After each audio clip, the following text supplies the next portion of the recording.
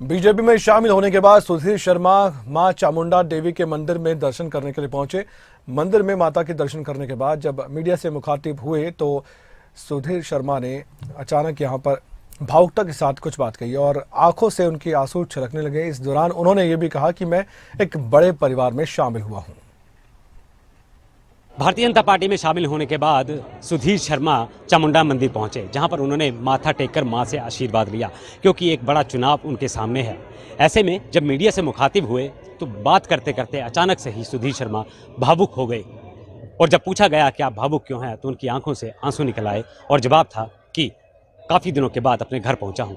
आज उनका भव्य स्वागत भी होगा। इसी मंदिर में उन्होंने जो है वो माथा टेका है और माथा टेकने के बाद मां से आशीर्वाद प्राप्त किया है कि वो जो उनके सामने जो चुनाव है वो चुनाव शांतिपूर्ण हो और सही तरीके से चुनाव हो जाए।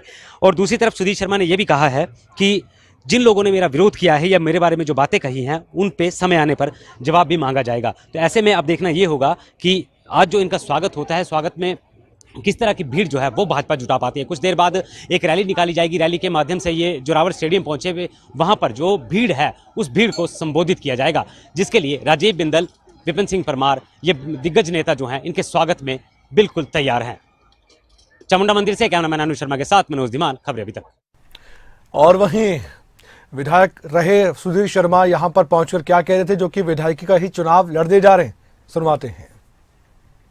विश्वास रहा है शुरू से, विकास के पथ पर आगे बढ़ेंगे। प्रदेश में भारतीय जनता पार्टी की सरकार बनेगी, देश में बनेगी, ये पूर्णतः निश्चित है और सभी को मिलकर के इस महायज्ञ में आहुति देनी है, क्या जिसमें चुनौती ना हो।